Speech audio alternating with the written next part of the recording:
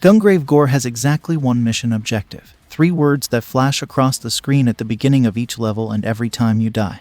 Kick their ass. For the 12-15-hour campaign, you'll do exactly that. Shoot, slash, blow up, and otherwise execute thousands of enemies and bosses on your quest to eradicate the Raven clan and save the world from an evil drug called seed. When it works, which is often, Gungrave G.O.R.E is a captivating ballet of blood and bullets that merges Gungrave's signature style with the best aspects of modern action games. Unfortunately, for everything Gungrave G.O.R.E does right, there are an equal number of frustrations and missed opportunities, making it difficult to recommend to anyone outside of action game aficionados or hardcore Gungrave fans. Gungrave G.O.R.E picks up where Gungrave VR and Gungrave VR left off. You don't have to have played any previous Gungrave games or seen the anime adaptation to pick up what G.O.R.E is laying down, though it will definitely help if you're new to the series. There's a short video explaining its history to help you along.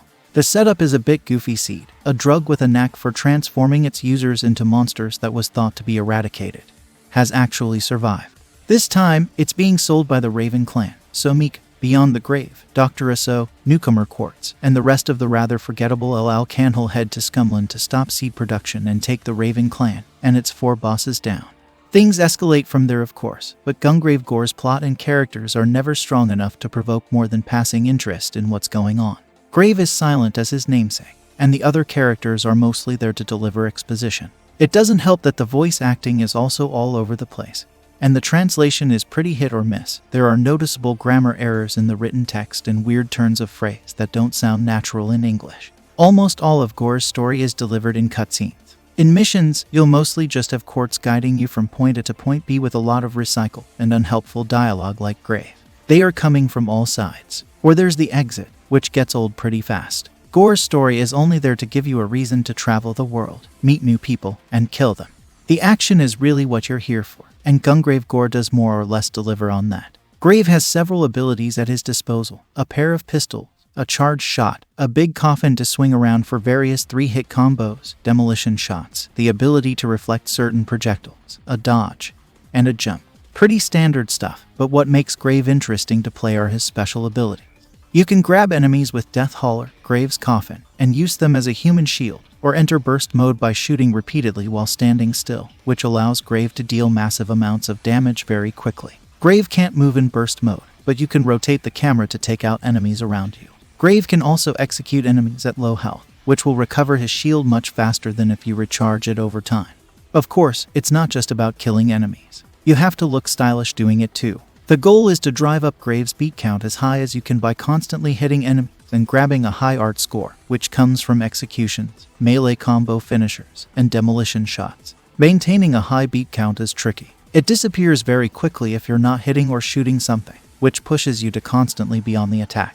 It's a fun challenge to drive it up during encounters, and then maintain it between them by shooting objects in the environment, like cars, boxes, or neon signs. Play your cards right, and it's possible to drive up your beat count into the thousands. Getting your beat count over 50 even gives you access to Storm Barrage, a rapid-fire attack that hits enemies in all directions and will quickly drive your beat count higher when used against large groups. The trick is managing all of it. Demolition shots, for instance, restore health but don't contribute to your beat count, no matter how many enemies you hit with one, though they do give you art score. Executions provide a shield recharge and up your art score, but only add 1 to the beat count.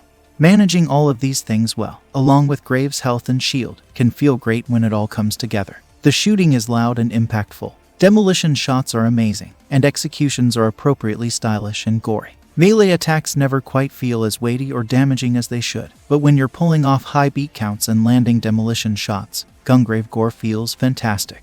Unfortunately, everything else is more mixed. Levels are gorgeous, and Gungrave G.O.R.E takes you through a ton of different environments throughout its campaign, from the dirty alleys of Scumland to neon-soaked streets of Hong Kong and the forests of Vietnam, among others. Each place looks, feels, and plays a little differently, and Studio Igamob has done a great job of imbuing each location with a distinct vibe. The issue is that levels themselves are entirely linear affairs. There are side rooms and small detours, but there's no reason to ever explore them unless there are enemies there. There are no collectibles to find, no optional objectives to complete, nothing. All you need is kill, which is good because that's all you're going to do. The other problem is the enemies themselves. You'll have seen most of the enemies Gungrave G.O.R.E has to offer by the time you hit the 10th level, and many of the ones you'll see after that are just variations. Instead of guy with rocket launcher, you might see guy with rocket launcher that shoots 4 rockets, or guy with rocket launcher that shoots really fast and does lots of damage. Instead of your standard seed-infused Orgman bruiser, you might see one with claws that moves faster and hits harder. These variations aren't a problem on their own, but when levels reuse the same few enemies over and over again, it can get old. This is especially noticeable in the last few levels, which feature a grand total of 4 enemy types. Gungrave G.O.R.E also likes to throw enemies at you that have to be dealt with in specific ways, greatly limiting your combat options. If an enemy is equipped with a shield, for example, you cannot under any circumstances break that shield by shooting at it normally. You have to hit it with melee attacks, a charged shot, deflect a rocket into it, use an environmental explosion, or use specific demolition shots. That might not sound bad, but melee attacks are slow and will often miss enemies they should hit. A charged shot requires that you stop shooting long enough to charge it, which means potentially losing your beat count.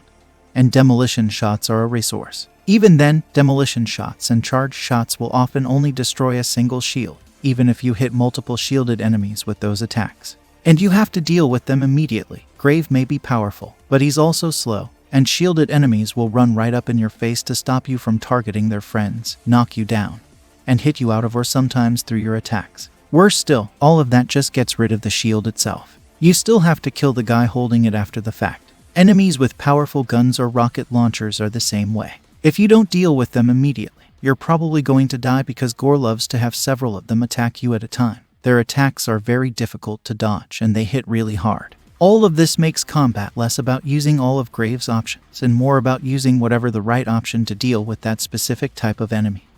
Gungrave G.O.R.E is better when it's letting you come up with creative solutions to encounters, but enemies like this shut that down completely. Boss encounters are much better. G.O.R.E offers a huge variety of bosses to fight, some of which have several phases. Barring a couple of exceptions later on, each is extremely unique and almost all of them are quite enjoyable. Unfortunately, levels don't start regularly having boss fights until you're more than halfway through the campaign. Most of the time, a stage will end with a big fight against a ton of smaller enemies, or just stop once you reach a certain point. The former is fine, but the latter is incredibly jarring and can really take you out of the experience. I wish I could say that all of the levels themselves were great, but they're also extremely hit and miss. In general, Gungrave G.O.R.E tends to get better as it goes on, but even that feels like an incomplete description. Early levels, however, are definitely less fun. Most of them lack boss fights, and G.O.R.E has a bad habit of throwing gimmicks at you.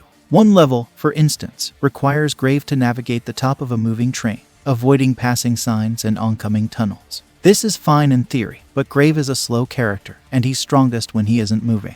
Taking out the enemies around you efficiently, especially early on, when you have a limited moveset, means standing still to use burst mode, which opens you up to running into a passing sign or not getting inside the train before you hit a tunnel. Hitting a sign is bad, but being atop the train when it goes into a tunnel means instant death, and having to redo the entire segment. Avoiding the signs and trying to move quickly opens you up to enemies with rocket launchers and shields, both of which do high damage and can knock you off the train, which, you guessed it, results in instant death and having to do the entire section again. Difficulty spikes like these make the early game incredibly frustrating. Generally, you're not dying because you made a mistake, but because you don't yet have the tools or abilities to deal damage quickly enough. By far the worst example I ran into was the 6th level, where Grave has to hold off a large group of what are, at the time, a lot of really tough Raven clan enemies. I spent over an hour attempting this segment, but no matter what I did, I couldn't deal enough damage fast enough. There were simply too many enemies in too small an area, all of whom demanded I deal with them in a specific way, which usually left me vulnerable to something else. I eventually had to turn the difficulty on that encounter down a notch, and that suddenly let me clear it on the first try. Gungrave G.O.R.E actually encourages you to switch difficulties if things get too tough, but it feels bad when the reason you have to do so is that your damage output isn't up to some arbitrary standard because it didn't give you enough points to buy the upgrades you need yet. When I came back to that same level later with more ability, I was able to beat it on the normal difficulty pretty easily. Speaking of upgrades, you can buy them at the end of each level or from the main menu. You gain points by completing levels, and G.O.R.E scores you in 5 categories: time, kill rate, life remaining, highest beat count, and art score on a scale from D to S. It then averages the results for a final score, and points are awarded based on how well you do. Initially, it's hard to score well. You simply don't have the abilities you need to maintain high beat counts or art scores, but it becomes easier as you unlock abilities. Once you have points to spend, you can head to the lab. There's a lot to buy: health, shield, and damage upgrades, new melee combos and skills, and new demolition shots. As you purchase new stuff, G.O.R.E opens up considerably, and combat becomes much easier and more enjoyable. You can also refund your abilities at any time for their full purchase price, which can be very helpful if you're stuck. A one-on-one boss fight, for instance, is a lot easier if you max Grave's targeting range and bullet damage instead of his storm barrage, which you'll mostly use for crowd control and building high beat counts against large groups. Unfortunately, all the upgrades can't hide how limited Grave's moveset is. He never acquires new weapons. The twin pistols and coffin are it, so his playstyle never really changes. New moves can only iterate on what you already have. G.O.R.E does offer 2 other playable characters, Bungie and Quartz, but they're only there for 1 level each and in Bungie's case, a small portion of a later level. Their playstyles are a welcome change-up. Bungie is like a faster Grave who can dodge while in burst mode, and I enjoyed playing him more than I did Grave. Quartz, on the other hand, is more mixed. She's a melee character in a game not really built for melee characters, and while her moveset is a nice change of pace, it's not much more than a novelty. You only get each character for a short time, and you can't upgrade their abilities or buy them new ones. What they come with is what they get. It feels like a huge missed opportunity, especially since Grave never gets anything to really change up his playstyle. You can't even rebind your controls if you don't like how things are set. When you get right down to it, most of Gungrave G.O.R.E feels like a missed opportunity. There's a great combat system here, but the lack of variety and repetitive enemy design often let it down. The art, courtesy of Trigun's Yasuhiro Naito and Ikumi Nakamura, is fantastic and oozes style, but the story told in that attractive setting isn't very interesting. The music and sound design are largely wonderful too, but the voice acting is a little uneven. I can easily see its potential, but a mishmash of missteps prevent Gungrave G.O.R.E from ever reaching it. And that's it. I hope this review is helpful for you. But if you enjoyed this video, then leave a like and subscribe to the channel to support me. Leave a comment down below with your thoughts. As always, until next time, take care.